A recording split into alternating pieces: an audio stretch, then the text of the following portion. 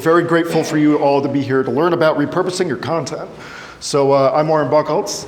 I do jazz at WUSF, which includes bringing in musicians in their studio to help them produce professional videos, so that way they can go out and get gigs. We curate a robust events calendar, Spotify playlists, interviews, Q&As, album reviews, all that kind of stuff.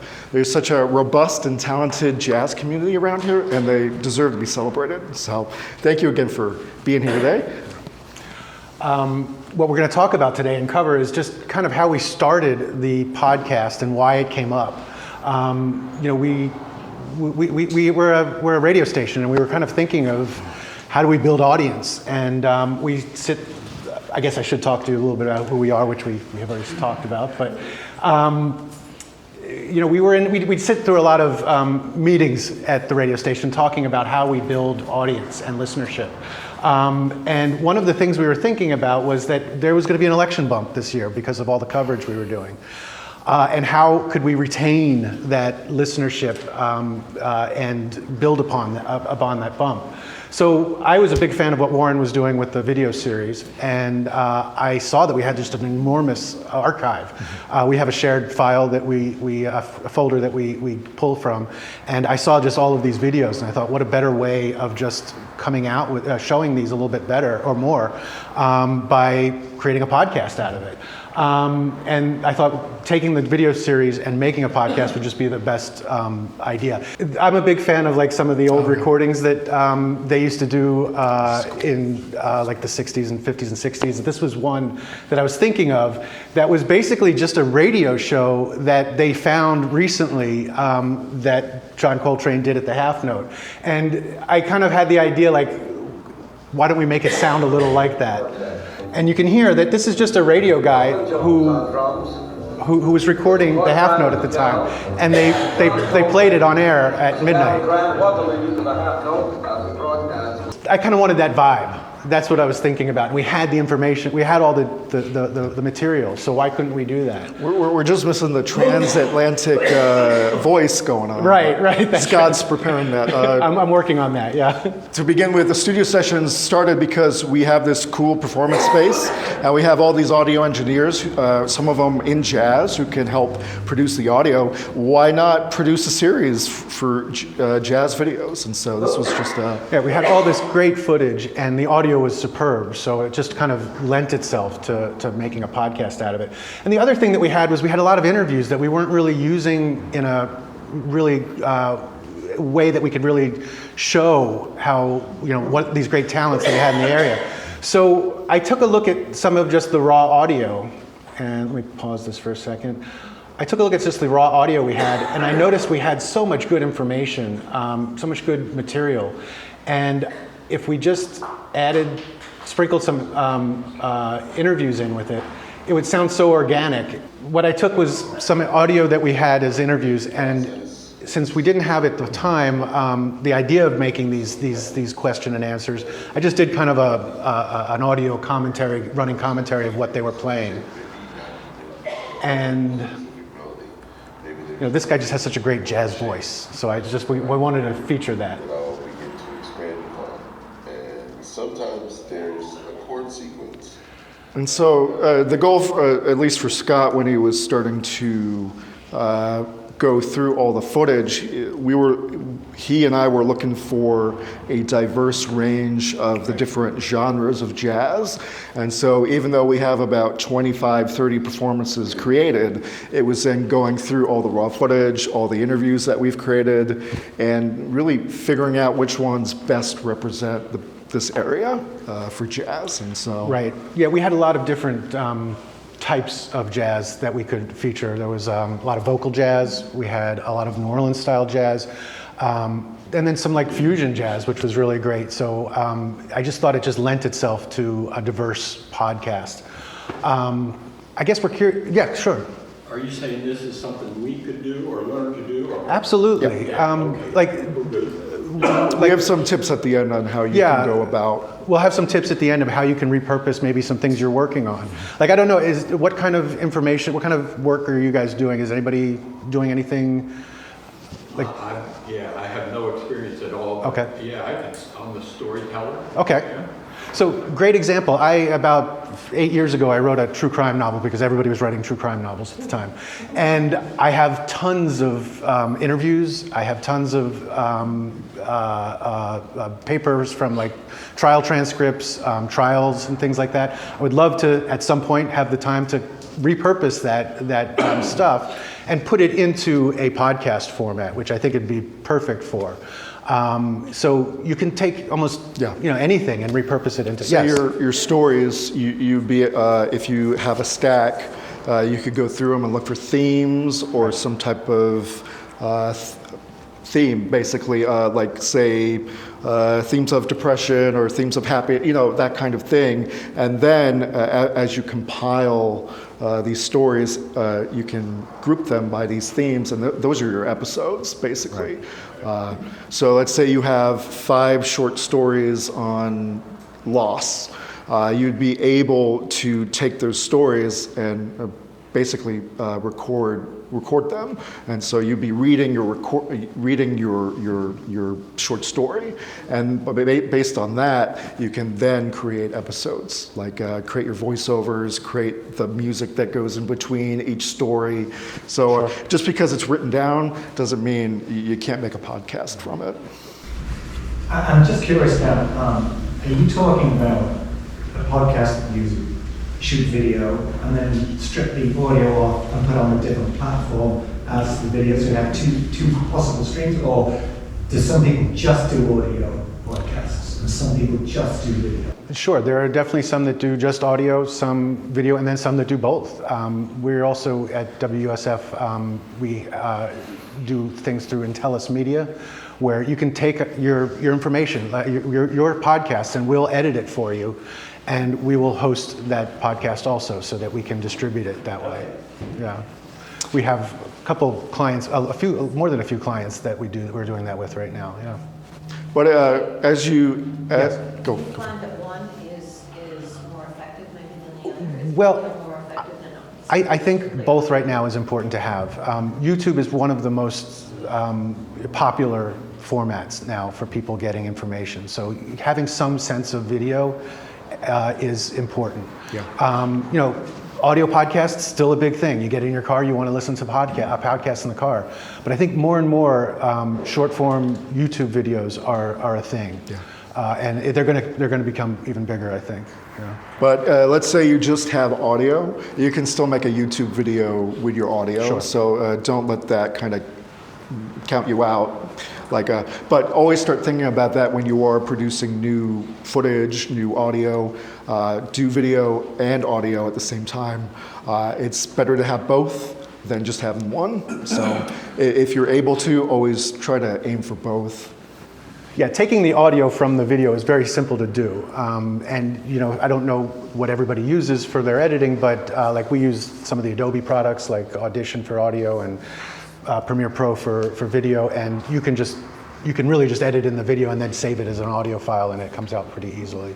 And we're going to actually talk a little bit about some tips on how to do that makes it easy. Can I chime in real quick? Please. On the YouTube thing. So at KQED, the YouTube engineering team came in to learn about podcasting, and what we learned from them was that YouTube is very visually based right now. They might make it more audio focused later, but right now their recommendation is that you want to think of each YouTube video as its own standalone episode. So if you think about how you watch YouTube, you don't see it in a series. It's not like a feed where you go from episode 1 to episode 2, episode 3. So when we think about naming each YouTube video, you want to name them a little uniquely in the way that you see on YouTube. A little different from the feed format. So there's a small title change to say what that podcast episode is about would be helpful. And then to your point of you can just upload the audio without the visual. Is it important to keep the title shorter, or is that more impactful, or You'd want to craft your title to not too short but not too long, so somewhere in the happy medium. Plug. Because YouTube kind of acts like Google with searches, and so it comes down to search engine optimization with that searching on YouTube. And so, for instance, if it's a how-to, you'd probably want to do something like how to get more views on YouTube, and then you can tag like episode 1, season 1, title name of your podcast. But yeah, I would try to include some keywords in your titles that people would want to search for. Yeah. And it's the same thing for any platform. Always just try to think of like, what do you want people to get from your product? And so, through that, you can then craft your titles, how to do this or how to do that, stuff like that. This is a great example of just one of the podcast episodes showing up on YouTube and having an image to go with it. So this is the music with the interview. And so this is what is different from the video series is the video series doesn't have interviews, and there are songs that are cut from the video that you haven't heard before. And so this is how we've made the podcast different from the video series. We've included different content that's not accessible elsewhere. And so it kind of makes it its own premium thing, right? So when you're developing your content, always think of, well, while I'm here developing so-and-so, how can I get a little bit more content out of what I'm creating? So always go that extra step because you can always use additional content, whatever, especially if it's evergreen kind of content. Yes. Yeah, when YouTube does podcasts, what I think about it is, as repurpose on a laptop, not for every people. It's more inconvenient, like they're going to use a phone. Does the YouTube have an app for podcasts only? Yeah, it's through YouTube Music. That's the app. But you can also access these through just YouTube's regular app. So you can access through both of those. Should the mindset for podcasting be more about establishing brand and expertise rather than generating content? Yes. You want to be more niche. Don't go general. Don't go spaghetti at the wall. You won't get anybody. There's too much stuff out there already. You want to go niche, and then develop your audience based on that little niche. Like jazz, it's a big community, but it is pretty niche at the end of the day. And so, just focus on your little area, and then just expand upon it that way. Eric, was there something you wanted to say? I was saying that the question of YouTube Music versus the YouTube as a platform is still separate. And so one thing to think about is that the YouTube as a website gives you a URL that you can then send to people. So it's more like the web, right? So it's more accessible in that way. YouTube Music, I think they're sort of trying to figure out how this podcast fit into it in a way where it's more seamless. So it's still There's too many apps. There's too many. Stop it. Stop making things. Stop making social networks. Stop it. We don't want any more. So anyway. Do you want to go? Let's do some tips? Yeah, let's do some tips. So we thought we'd give you some Adobe Premiere and some Adobe Audition tips, kind of help you out starting out. You don't have to use Adobe. You can use other products. One free product that I still use is called Audacity. It's a great product. It's a great one to definitely download. Just Google search for Audacity app, and you should just be able to download it. It's a free source. Is anybody here using any of those programs? What do you use? I use Audition, but I haven't used Audacity. Okay. And Premiere, yeah.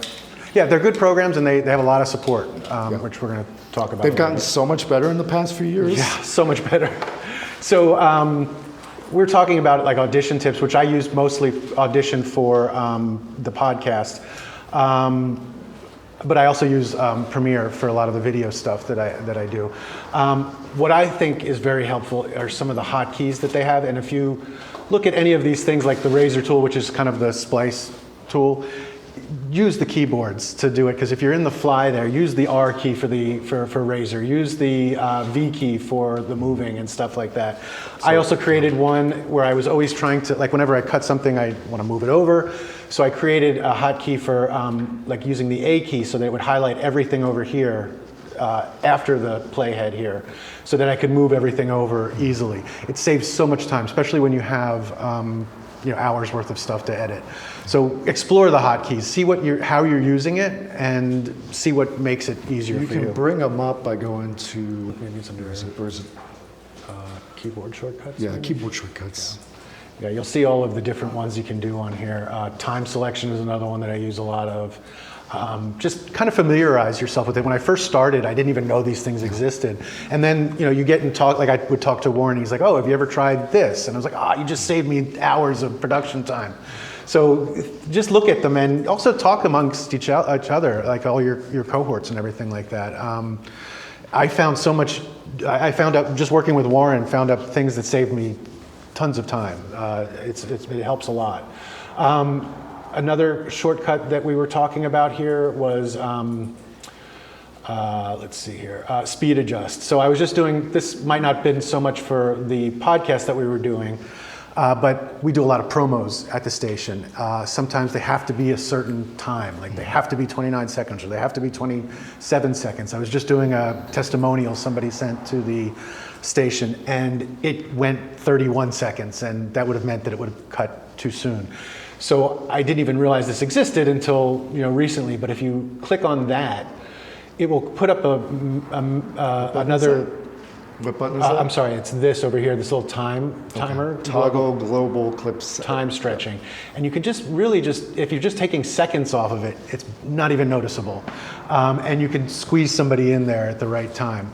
Yes? This all the time conversations about getting it into like a program like on a radio or something? Yeah, sure, or in a podcast. I mean, listen, you sometimes you want to make it maybe it's going a little over and you want it to speed up a little.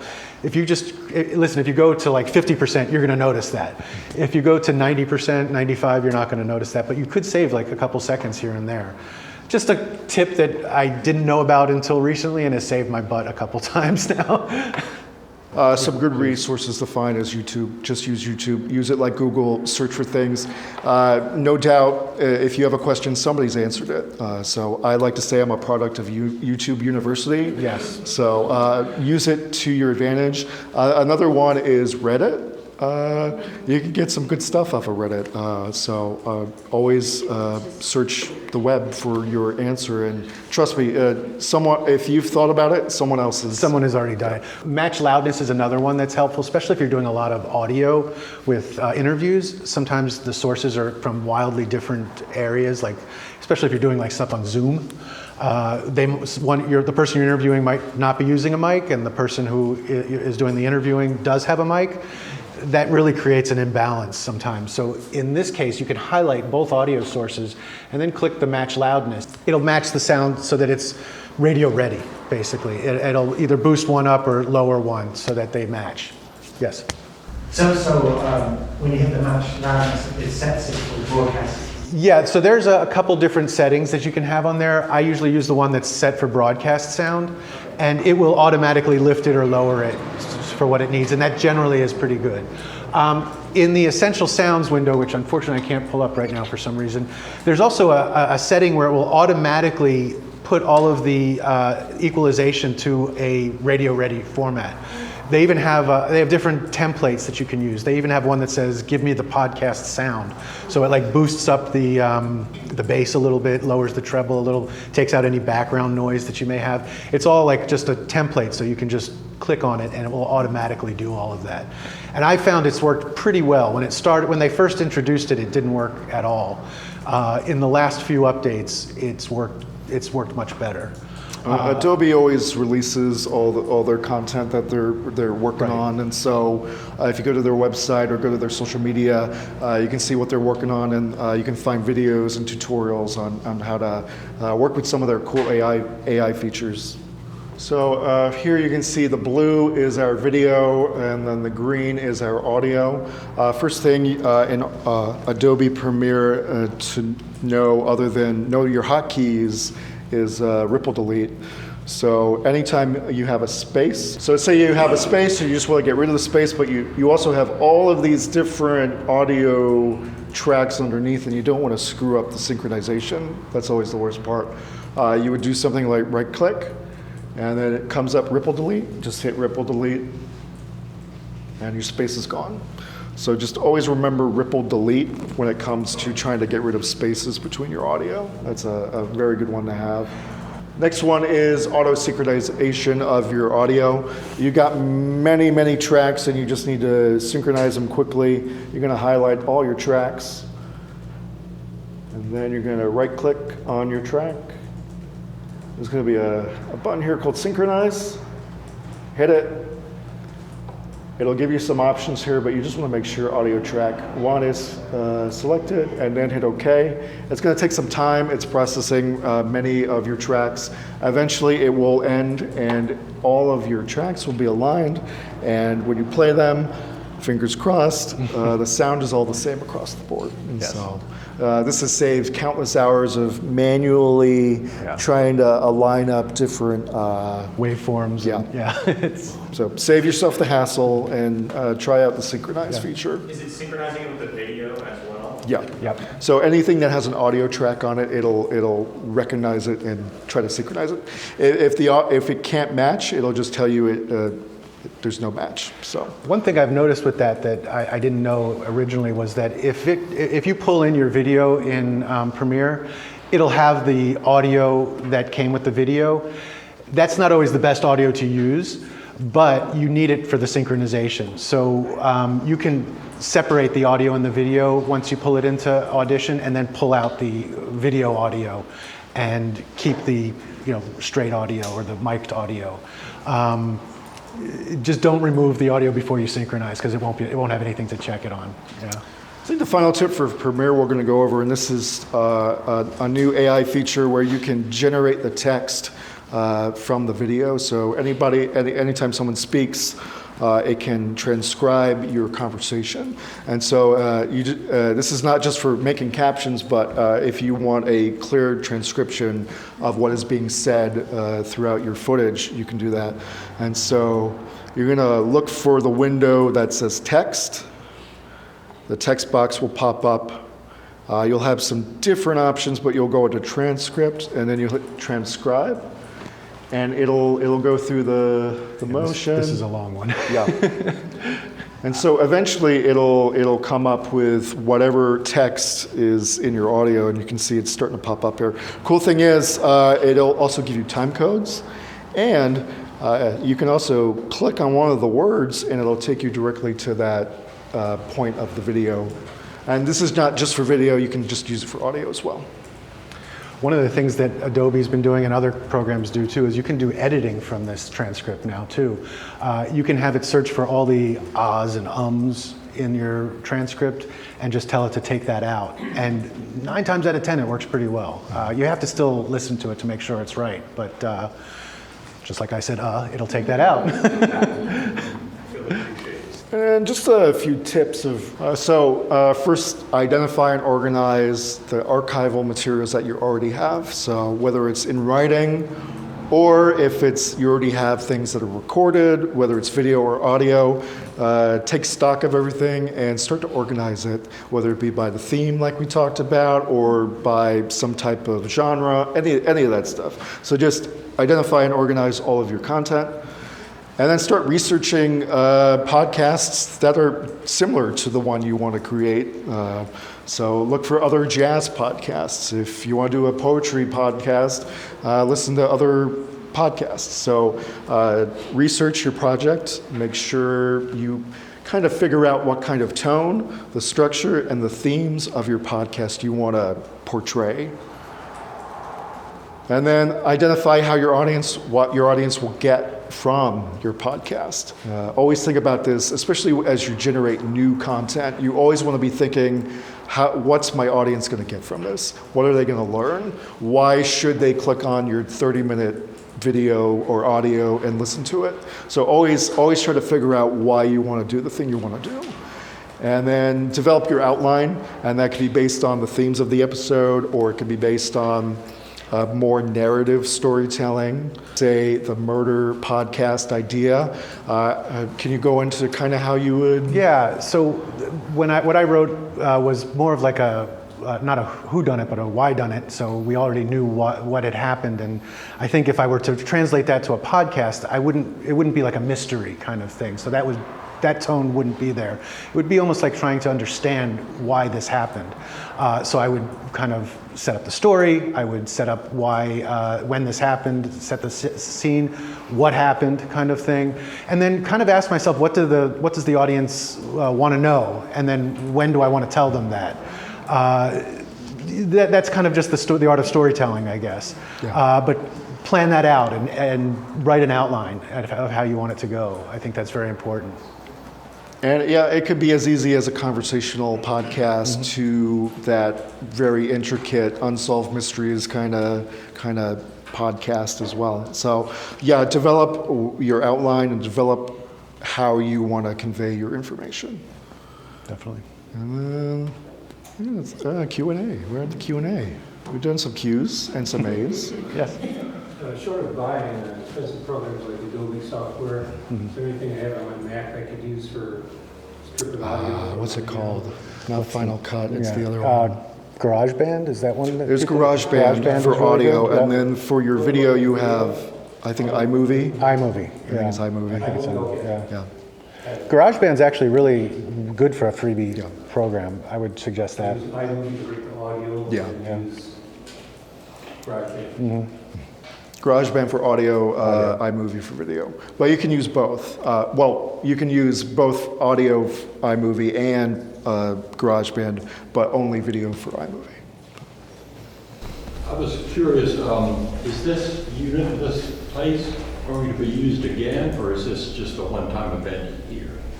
That's a question for the We're people in hoping the to do back. more, and so hopefully trying to see if, if there's a community out here, and we hope to grow that community. So we'll love your feedback on it.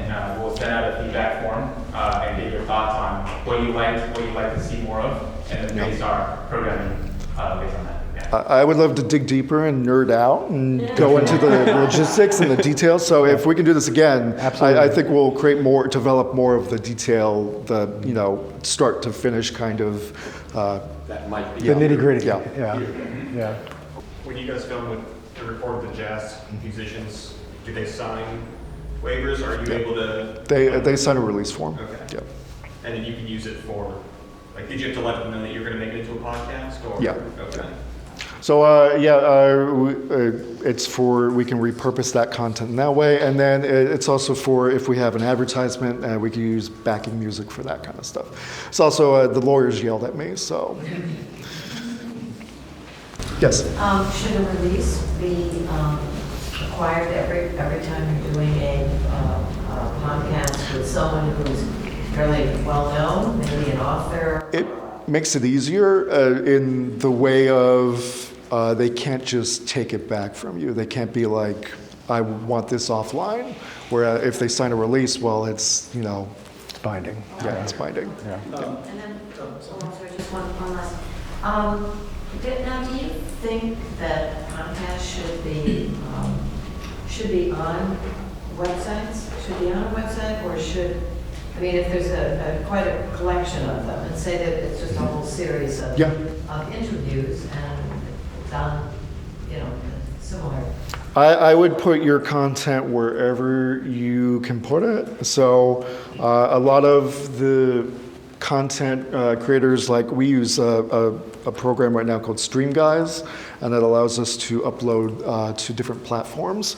But in doing so, we're also able to create mini players that we can then put on the website. In terms of where you want to put your URL, your links to your audio, it really, Warren's point was that we also have to, you want to find a niche. And so what we recommend podcast research do is talk to the listeners about where they are. Like, how do they listen to podcasts and how do they visit? And if you have, for example, a newsletter that has a huge audience, that's a place where you want to put your link as well. Yeah. If you know that your webpage has a big foot traffic, that might be where you want to go. And podcasting is a very oftentimes a solo project. Sometimes you have a small team, so you want to prioritize. So kind of like ranking the places where you see the most listeners come through. If you have a big website presence, put it there. If you have a big social media presence, but I would not put it everywhere because that takes a lot of time. And you want to slowly build on it as you build your team or you have more resources. But start with the places where this is a public library newsletter or whatever, depending on who your audience is. Stick around for the 6 p.m. because Dalia and Maleka are actually going to be kind of going over how they created the Happy Medium podcast, from going to the community and interviewing some of the teenagers to kind of get an idea what can an arts podcast look like. So they'll definitely be going into that. Yeah.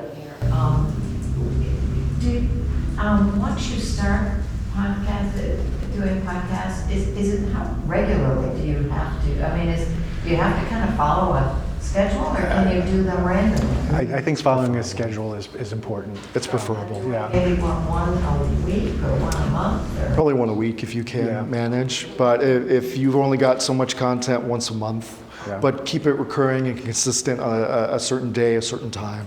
It's really how you sustain the listenership. 30 minutes to an hour, do you recommend a time? I'd say 25 to an hour, 25 minutes to an hour. Yeah. No one's gonna, I mean, unless it's a really, really good podcast or you're like freaking Joe Rogan or something, no one's gonna sit here and listen to 3 hours of something. No. Plus, if you break it into like an hour or half an hour, that could potentially give you more content. Right. Instead of using it all in 1 hour, you could kind of break it into chunks. Really think about how people consume podcasts. It's usually like a drive or something while they're cooking or something or listening to. Nobody's going to be sitting there for an hour or 2 hours listening to a podcast like that. One thing real quick. So you want to kind of build a sort of a habit for your listeners. So this is where again you want to interview your listeners about how do they listen to your podcast. And so I think at the very least we recommend at least a bi-weekly or every 2 weeks. But weekly or more tends to build more of a habit because they know to expect, okay, on a Friday afternoon I will hear this new podcast will come from the speed, right? So they develop a pattern where they know when to look for your show. And then to your point of like I encourage you to think about making your audio shorter. So like 25 minutes, 20 minutes, and there are kid podcasts that's 2 minutes long because it's the length of time needed to brush your teeth, right? So you really want to know, okay, is my audience driving? Are they listening while cleaning the dishes? And you kind of get a sense. And so making them short, like 5 minutes, 10 minutes is a good starting point for you to experiment. And then over time, you can build your team, and that'll also make it easier for you to put it out once a week to build that cadence. But just be consistent.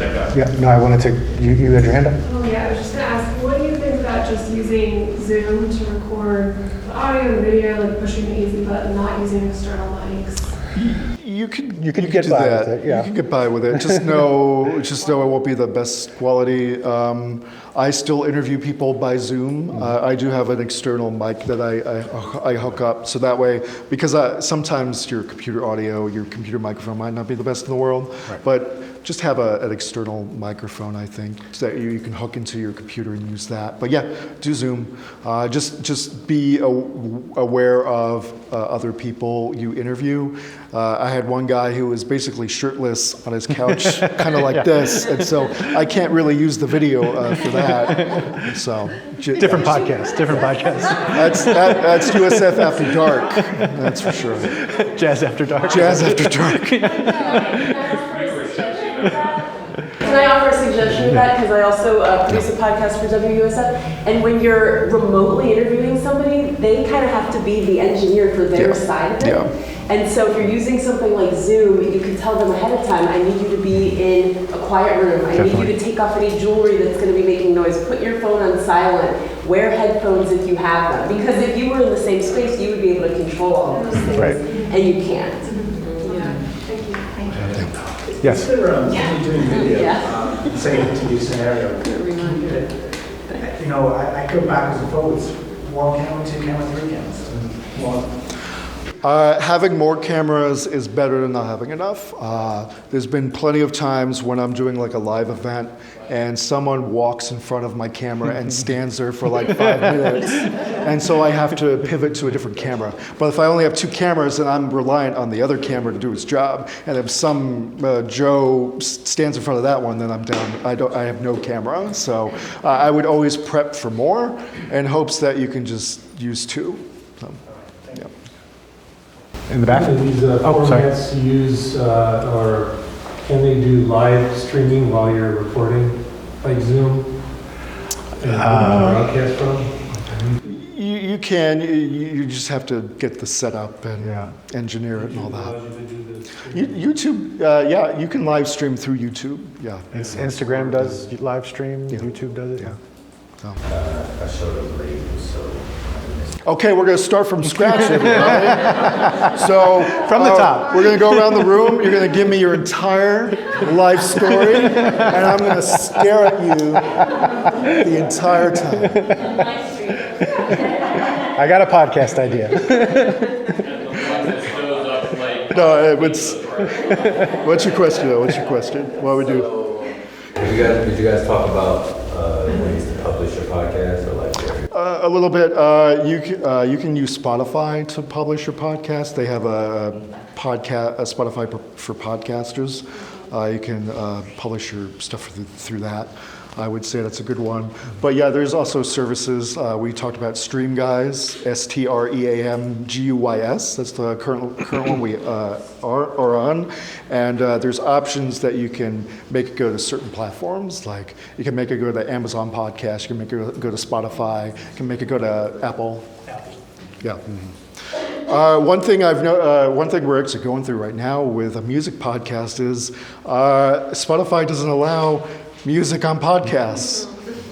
So if there's too much music in your podcast, they will take it off, and you'll get a nice, wonderful email telling you there's too much music on a music platform. Right.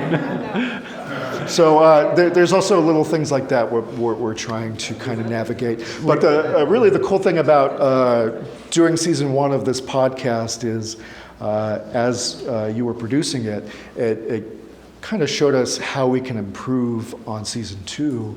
And so like for the first batch of studio sessions, I was not on the mic. I was asking questions, but I was just capturing the answers. And you found it more beneficial to include the questions. And so currently, as I bring in bands into the studio, I'm now redoing how I interview. Before it was everything in the performance studio. They're standing there with their microphone and asking questions. It's not really organic. They hated it. So instead, we've been bringing them from our big performance studio, and we've been interviewing them in our smaller podcast space. So that way we can get more of an organic interview rather than them just kind of standing there like a bad stand-up comedian. Right. So that's the cool thing. As you go through your archives and you find your materials, it inspires you to figure out new ways to create new content. Yeah, definitely. And so as we develop the second season, we will be implementing new things like adding the questions to the answers, somehow figuring out how to get around the Spotify issue, but right now we've just taken it off Spotify. It's not happening. Yeah. So you do what you can. What's the name for your podcast? It's called the Studio Sessions Podcast. Mm-hmm. I do have a table set up in the back here. Feel free to come by. I got swag, I got stickers. I will give you everything. Yes. But yeah, Studio Sessions. Yeah. How important is it to have a space? Because I interview people virtually, but ideally I want to interview people in person. Sure. So how should I go about that? Did you want to say something? It sounded like you... No. Oh, no, okay. It always sounds better if you have a dedicated space. It's always going to sound better. If you don't, though? But if you don't, there's so many... You can rent out spaces, like, was it the WeWork kind of places? They give you the studio, little space for a day you can sit up there. If you look at like the CNN podcast as they go out into the field, they actually film their podcasts in like hotel rooms. They'll set up a little table with their podcast set up, and they'll do it out of like a hotel room. You could do it in your living room. I know that noise is always a factor, but at the end of the day, it's your most comfortable space, and you can control your space. You can turn off certain electronics that make noise. You can add like pillows and stuff to help reduce echo and stuff. And so I would use what you already have. You have a living room, you may as well set it up and do it in your living room. You can do that. Or your office, yeah. Is a library an option? Yeah, you should be able to rent out a community room. Sure. Yeah. Some of them have rooms. Yeah, definitely. Yeah, as long as you have something you can control, like there's no air conditioner vent going over there. I don't see why that wouldn't be a perfect idea. If you Google search public library studio, there are some libraries with a dedicated recording studio that you can rent. So definitely check that out. And maybe one last question, and then we'll go into the mixer portion. We'll wrap up. Any chance of getting the outlet for your presentation? Sure. Thank you. What we'll do is we'll send a copy of the PowerPoint to everyone who registered via the email you registered under. That's not one more hand. I just wanted to see the Apple Podcast there symbol. Well, what do people with Android use? Android podcast? Oh, they can still go on that. Yeah, They can still use it's that. compatible Yeah, with I'm the lone Android guy in the office, so. Stitcher as well. So the idea is you want to create your RSS feed, so that's your little URL that takes you to your feed. And you put it onto Spotify, Apple, Stitcher, and wherever people get their podcasts. So what you do is look up some of your favorite podcasts and see where they link to, and then you can copy them in that way. And I think Spotify is a service they help you create your RSS feed, but there's plenty of other websites. If you want to take a look at the subscription fee and all that, whatever works for you. Please give a round of applause to Warren and Scott. We did it. We did it. We survived. We did it. Well, thank you all for coming out. This has been awesome.